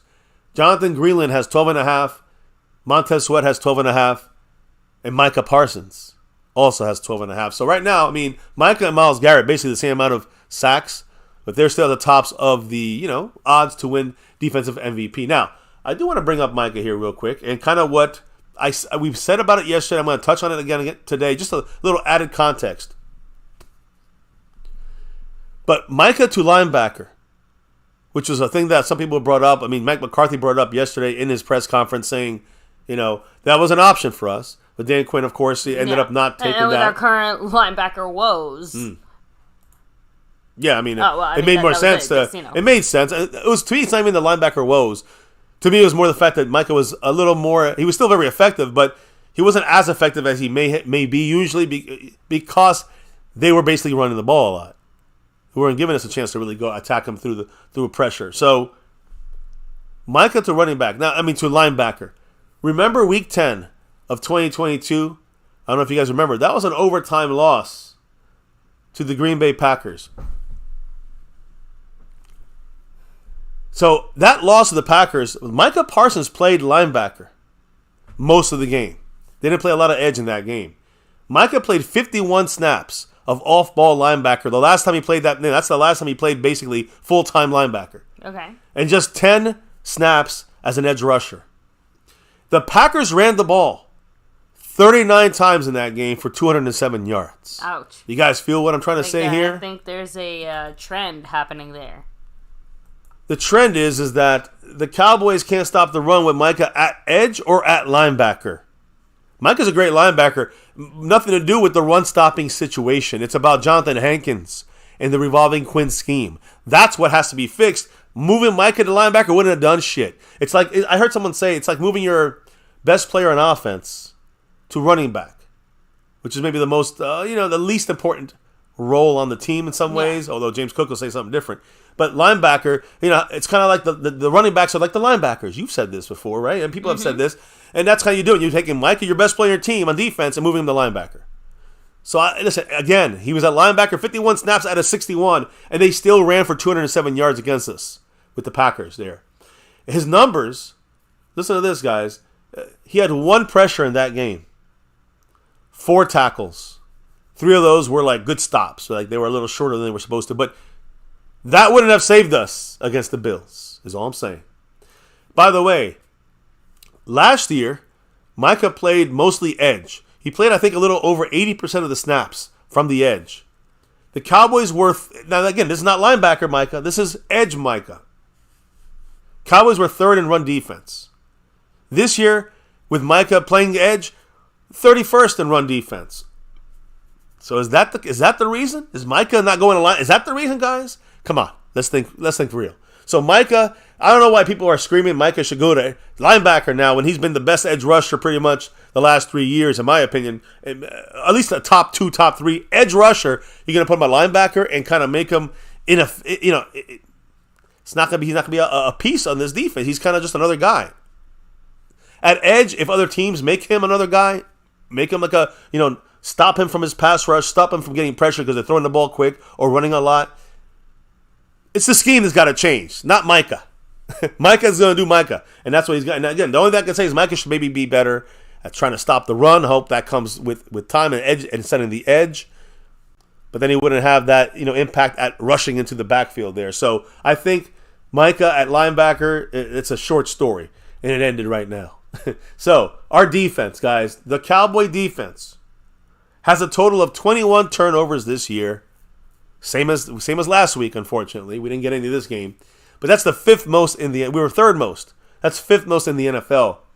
The team we're about to play this week, the Dolphins from Miami, the Miami Mermaids, or whatever you want to call them, the Miami Dolphins, their offense has turned the ball over to the opposition 20 times this year. We got 21 turnovers from our defense. Their offense, the Dolphins' offense, turns the ball over so far this year 20 times. That is the 7th most in the NFL. So again, we should be seeing turnovers from the Miami Mermaids. The Dolphins had some roster moves today. Sometimes they get a little heavy, these Dolphins. Turn into whales. The roster moves, guys, they activated running back Chris Brooks. Not really a big deal there. He's off the injured reserve list. The bigger deal is the guy they just picked up a couple weeks ago. They just picked him up off of the Saints practice squad, which was Jason Pierre-Paul. They picked him up. They were going to use him to replace. I forgot the guy. We saw him get injured in that game. Phillips, I think. Was it Phillips? Anyways, the guy. It was the Dolphins that Hard Knocks, but he hurt his knee. He ruptured his Achilles, and he was out. And I think Jalen Phillips, I think his name was. Oh, Jalen Phillips. Sorry, the only pass one I remember now with this episode was. Connor Williams. But Jalen. I'm just saying. I think Jalen Phillips was the guy. Please check in there and see if anyone reminds that. But pretty sure he tore his Achilles, and they were looking for a pass rusher. And Jason Pierre-Paul, they had looked at him. They didn't pick him up. The Saints went and got him, scooped him up on the practice squad. After a couple of weeks, the Dolphins said, let's just roll with him for here and scoop him up on our roster. They kind of keep him for 4 weeks. That's the rule, but they didn't even keep him that long. They have cut him, and he's now on waivers. Now, they'll probably put him on their practice squad, or maybe he'll go back to the Saints practice squad. Who knows? But that's the situation with Jason Pierre-Paul. He is now officially not part of the Dolphins team. Dan Marino spoke about Tua Tagliabue. He said, this is Dan, and I don't know if you know Dan Marino, but he's the great Dan Marino of the Miami Dolphins. He said, quote, Tua is really competitive. He understands the game very well. His instincts are there, reading the coverages, getting the ball out on time. He's been great. I think we have a chance. We have a real chance. And I think he's talking about not just against us, but against, to make a run for the Super Bowl, which, of course, Dan Marino never got in his entire career. Now, I will say this. We're going to be looking like dead Dolphins if we are not aware about Mr. Number 5, Jalen Ramsey. Jalen Ramsey, guys, no joke. We know, we could have drafted him instead of Zeke, I know. But Jalen Ramsey has allowed, listen to this, he's allowed 0 or 1 catch in 4 of the 7 games he's played in this year. Like, he's played in 7 games this year. He was injured. Came back earlier than expected. In 4 of those 7 games, he's allowed either 1 catch or no catches, which is insanely unbelievable. This is an alert to CeeDee Lamb. You're gonna be locked down by Mr. Jalen Ramsey. This is a battle of the ages. You want to look at a top corner versus a top receiver. Oh, this week, we're going to talk about that. So again, Ramsey also, by the way, Dak's got to be careful. Ramsey has allowed an opponent passer quarterback rating of a 22.4 when he's targeted. That's DeRon Bland numbers right there. That's Trayvon Diggs numbers. Right. And he's also allowed an average, listen to this, of 1.6 catches and only per game. 1.6 catches allowed, and he's allowed a total of 22 yards per game right now in his 7 games. This guy is a complete lockdown player. We knew this already. He's almost seeming like he's getting better. And again, in this Miami defense, he's definitely the guy to watch for out of everybody in this defensive backfield, linebackers, pass rushers, whatever. CeeDee Lamb and Dak Prescott. Got to look out for number 5, Jalen Ramsey. We're going to talk a lot more about that matchup later on this week. Mm-hmm. Now, so we know how things went, right? We know they got sushi'd up. By the way, these are all the emojis you have. You can drop them like it's hot in there. But they got sliced and diced on that, what was that game? Was it a double Monday night game last week? I know they beat the Jets this week. Mm-hmm. But they played the Tennessee Titans, got diced up by them. The important thing is to note is this. I want to take a look at how they did against their last opponent, the Jets. Before the Seahawks and Eagles Monday night game, when I look at the Dolphins' defense, I'm going to stay with the defense. I'm going to finish up with the defense. The defense for the Dolphins, and we're going to look at this more this week, they rank second in the NFL getting sacks. So the pressure is going to be back on there. We need Zach Martin back for this game. They have 48 sacks this year so far. One shy of the 49, which is the Miami Dolphin team record. So you're talking about one of the best in history sack teams in the NFL. In the NFL. In Dolphins history. So again, they are definitely coming and attacking the quarterback. They got sacks. They also are number 1 in the NFL, the Dolphins. Hitting the quarterback 117 times. So the Dolphins are going to hit your quarterback. They're going to sack your quarterback. Most of the teams near the top of these lists, when it comes to hitting the quarterback in sacks, feature a single sack artist who carries the load and the contributions from the rest of the team. For example, Micah Parsons. Yeah. Micah Parsons carries the load of the sacks on this team to get wherever we're at now, 45 or whatever it is. So they have 48. And that's the tricky part about the Dolphins. There's not a single sack master. They got Bradley. Like a sack collaborative. I mean, Jalen Phillips was one of their guys with Bradley Chubb, and they were established, and when they lost Phillips, right? So right now, it's a total team defensive effort from the Dolphins. Bradley Chubb, I think he's number 2. 9.5 sacks for him this year. He will wreck your backfield. Christian Wilkins, another guy who plays very well inside there, outside as well. 8 sacks for him this year. It's gonna be tough inside and outside against these guys, and also inside Zach Seiler, who got a pick 6 against Tennessee, by the way. He's kind of a one tech. He has 7.5 sacks. So 7.5, 8, and 9.5 sacks from the 3 guys that play on that line. Man, we got to be careful about this defensive front they got. We're going to definitely look deeper into them, but they all rank in the top 30 for sacks this year. Those 3 guys. And also Christian Wilkins and Sizer are 3rd and 4th among defensive tackles in the NFL, only behind Justin Madabuki and Denico Autry. That is it. Those 2 guys are the only guys in front from the interior. Then 2 of the Dolphin players, they are 3rd and 4th on defensive tackles. Inside of getting sacked. So that's one of the things that Jordan Phillips did last week with Ed Oliver. They do that very well. These are 2, very veteran and good players from the Bills. These 2 guys are doing better inside. So Biotish, Tyler Smith, and hopefully Zach Martin. You got to be on your A+ game this week. And if you look even deeper, the Dolphins are the only team that have 4 players inside the top 40 in sacks. Because, again, Jalen Phillips had 6.5 before he left, about 3-4 weeks ago? He's out for the year, Jalen Phillips. 6.5 sacks he already had. And if you look at the top 50, they got 5 of the top 50 sackers in the league. They got him on their team. Emmanuel Ogba, who has also 6 sacks so far. So 6 sacks, 6.5 sacks, 7.5 sacks, 8 sacks, and 9.5 sacks. That's their top 5 sack guys. One of them are gone for the year, but they got 4 guys basically in the top 50 that are active right now in getting sacks. This team ain't no joke when it comes to getting pressure on the quarterback, hitting the quarterback, and sacking the quarterback. The swarming rush was on display against the Jets this past weekend. The Dolphins front line sacked the Jets quarterbacks 5 times in the first half, and then another time in the second half for 6 total sacks. At halftime, the Dolphins had outgained the Jets 197 yards to 4 yards. That's how good that Dolphin defense was up front. And that's how bad the Jets are truly on offense as well.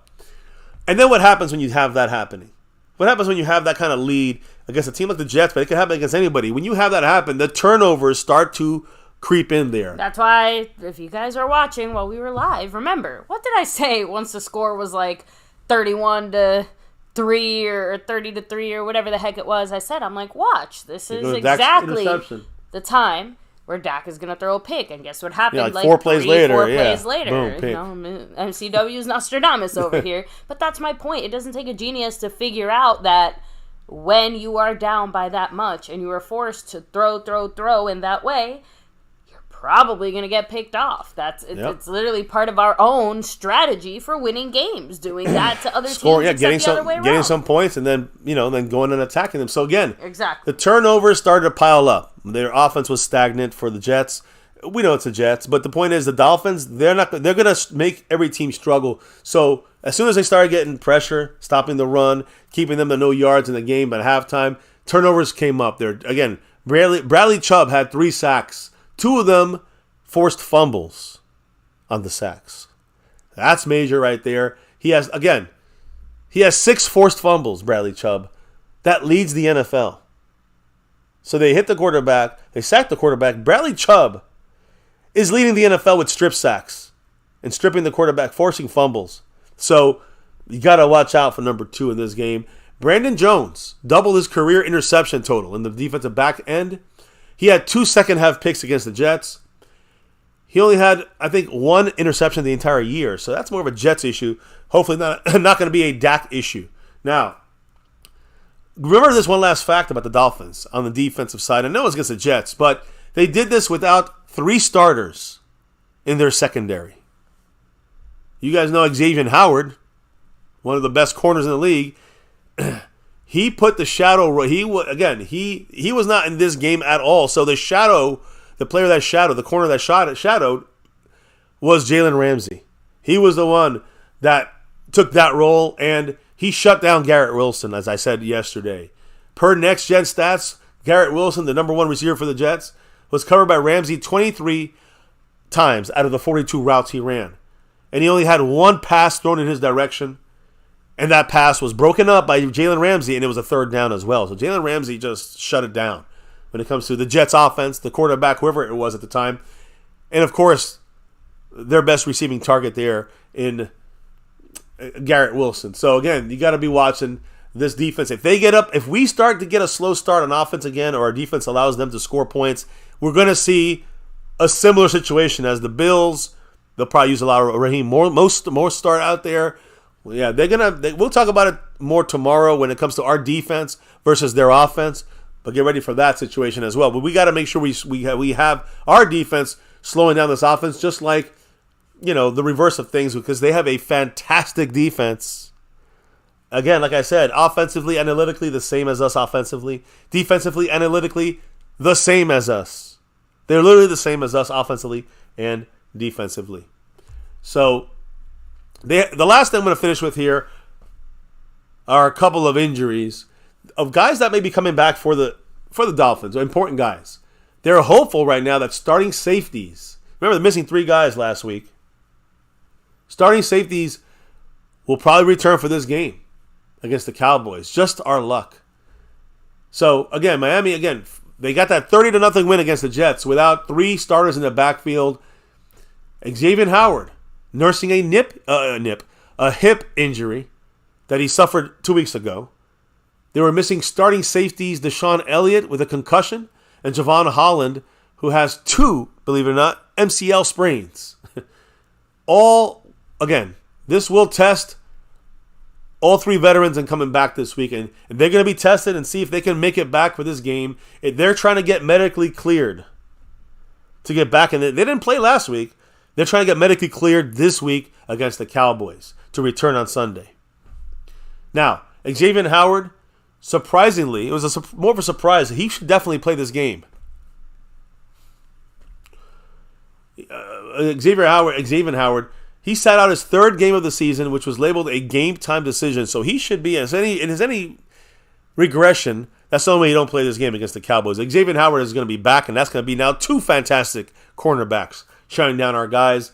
So keep an eye on that. The Miami coaches have been consistent with the desire to prevent Xavier Howard to play injured. They don't want to hurt him for the long term. So they're trying to just really manage him. This is the 3rd straight game he missed.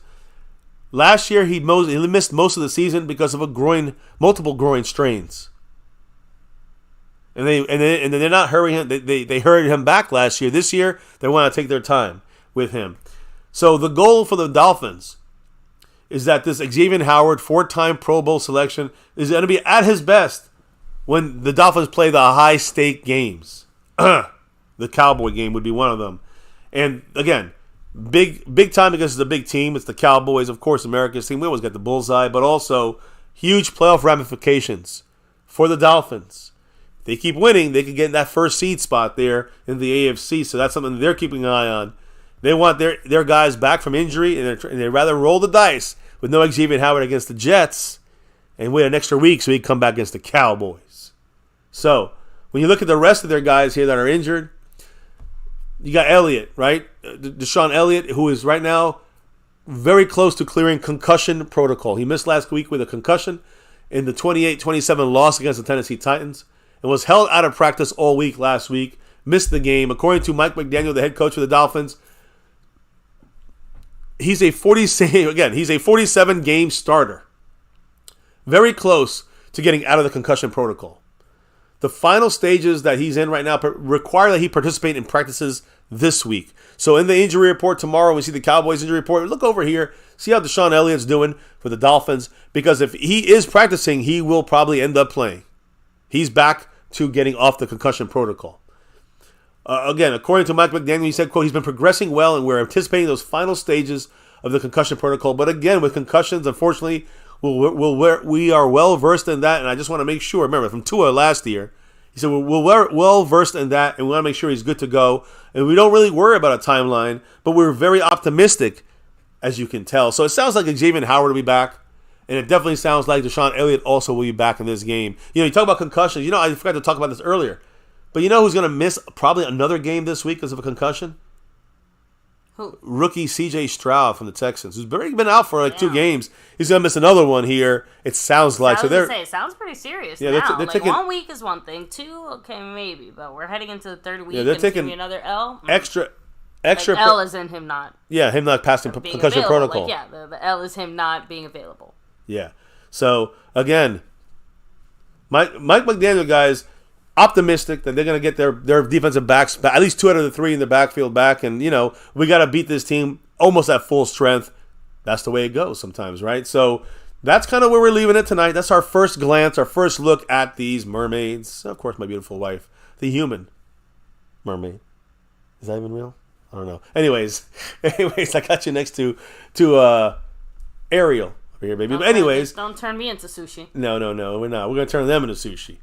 On that note, though, it is a wrap for the night here on a Cowboys chat, baby. What is the chat saying as you those combo shout-outs, combo, comments from the family? Well, honestly, most of us are making jokes about nips, but... That was a long time slip. I slipped nip earlier. You guys missed it. Hey, still funny. But thank you, Jason Renfro, S. Modius in the house, Thomas Garrett, the Superior Garrett.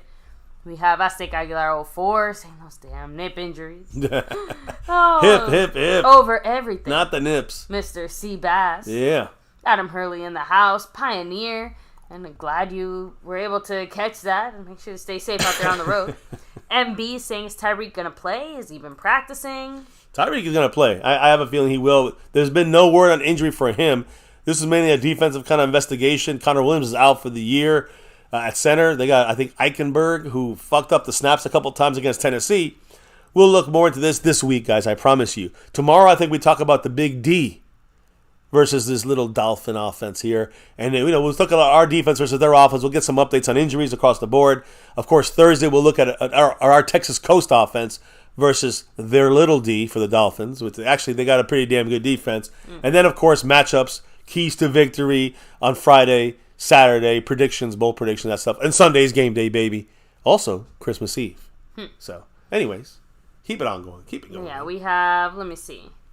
Sea Bass, of course. Aztec Aguilar 04. Tokyo in the house. Who said, expect a big game for Cooks. Mike Aldana, much love. Much love, Mike. It depends on, if they got Xavier Howard and Ramsey. It's going to be harder for Cooks unless we use them in the slot, use them a little differently. We will see. The Lunatic, much love, saying Cowboys are the Dolphins are more committed to the run than Buffalo. Well, I mean, I've heard two different things on this, but I'm going to say this: don't throw it out the window. If they're smart, they run on us. And Raheem Mostert, the leading running back, touchdown getter in the NFL, they're going to use him to pound us all day. Tua will open up things for Tua. The only way we stop that, score points on offense. We got to score on offense. Get a couple stops on defense early and make sure that offense puts the points in the end zone. It's going to be a tough defense. It's going to be a tough game. So let me keep rolling here with the shout-outs. Drums and Cowboys, much love. Hey, let's hope the Giants play even a little bit of competitive football. That's the hope. Let me see. Revelation journalist, Bobby Garrett, Big D, much love. Of course, Jason Renfro, skeptical fan, always staying skeptical. See, that's actually as far back as I can go here on that side of things. Hood Patriot, what's up? Thanks for rolling with us. But baby, there's some shout outs we got to give as we roll out of here. Yeah, like our sponsor of the week. Yep. Skeptical fan, much love. But guess what? He's not just the sponsor of the week. He's also the membership gifting king. Yes, much love to the man. Staying skeptical. Skeptical fan. Respect. And also the Cash App king. Stanley Smith. Much love to Stanley. He's repping it 2 weeks in a row. 3 out of 5 weeks, he's dominating. Much love to Stanley. We go for a three-peat, though. Well, right now in his way stands Mr. Big D, who's up by, I think, 3 or 4 over Jason Renfro in the Cash App. Big D in the lead in the Cash App side, trying to get that crown back.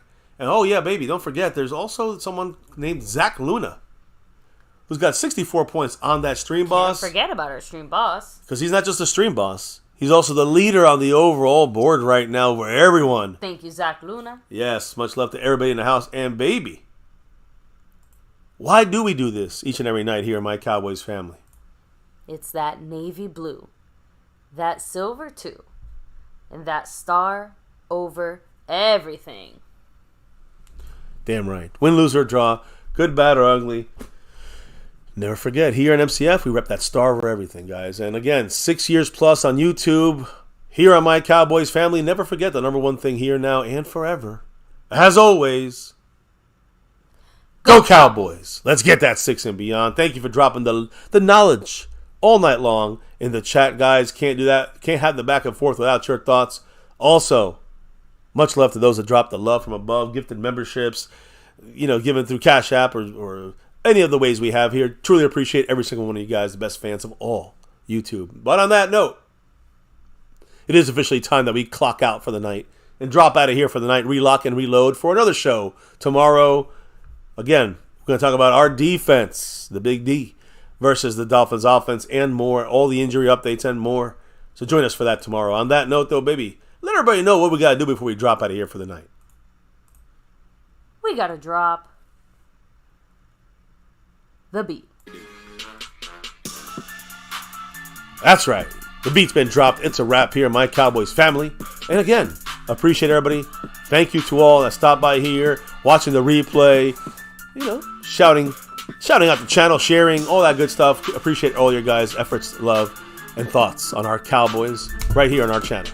Here, another Cowboys chat is in a wrap. It's done, guys. It's done deal. Got all the info, the news, the updates out of the way, and the first look at these Dolphins. playoff picture, the playoff breakdown, all of this and more, guys. And tomorrow, a lot more. Again, thank you guys for giving your thoughts on things. And here on MCF, you know the deal. You know what it's about. You know it's about that navy blue, that silver 2, and that star over everything. Never forget the number one thing right here on My Cowboys Family. Much love to everyone in the house. We'll see you all back here tomorrow for another one. Don't forget again to hit that like button, to hit subscribe and keep growing the channel. Hit that notification bell to all videos. Follow us on Twitter or X at My Cowboys Family. Jump in the Discord and all that good stuff. And we'll see you back here tomorrow for another one. Have a good night, everyone. Stay safe. Peace out. And never, ever, ever forget, Go Cowboys!